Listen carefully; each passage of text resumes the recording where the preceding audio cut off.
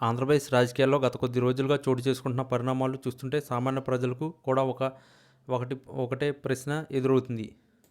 రాష్ట్రాన్ని సర్వనాశనం చేసేదాకా మీరు నిద్రపోరా అన్న రీతిలో ప్రతిపక్షాల తీరు ఉందన్న విమర్శలు బలంగా వినిపిస్తున్నాయి.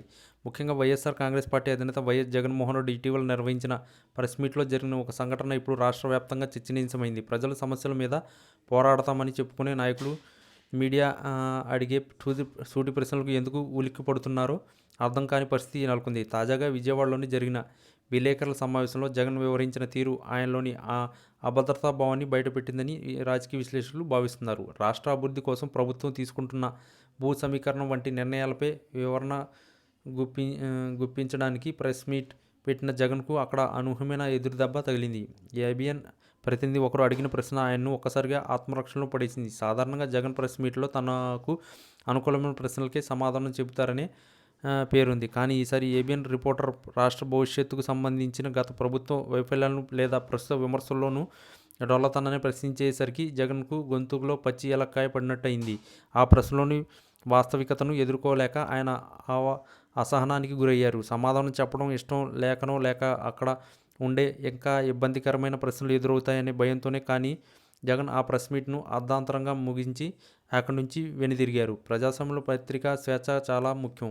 నాయకులు తాము చెప్పింది ప్రజలు వినాలని కోరుకున్నప్పుడు ప్రజలు విపక్ష మీడియా అడిగే ప్రశ్నలకు కూడా జవాబు చెప్పాల్సిన బాధ్యత వారిపై ఉంటుంది. కానీ ఒక రిపోర్టర్ అడిగిన దెబ్బకు జగన్ అలా పారిపోవడం చూస్తుంటే ఆయన దగ్గర సరైన సమాధానం లేవని స్పష్టమవుతుంది. గత 5 ఏళ్ల పాలనలో రాష్ట్రం ఎంత వెనుకబడిందో ప్రజలందరికీ తెలుసు.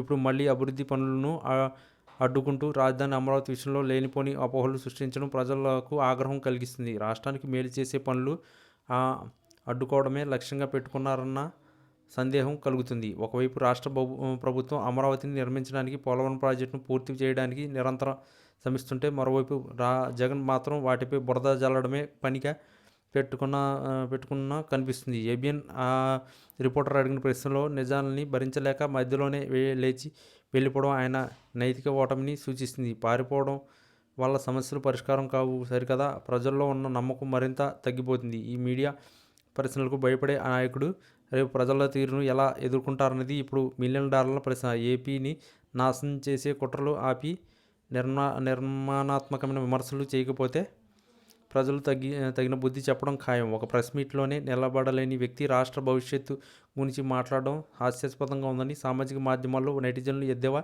చేస్తున్నారు. ఈ పరిణామం జగన్ రాజకీయ ప్రస్థానంలో ఒక మాయని మచ్చగా మిగిలిపోయే ప్రమాదం ఉంది.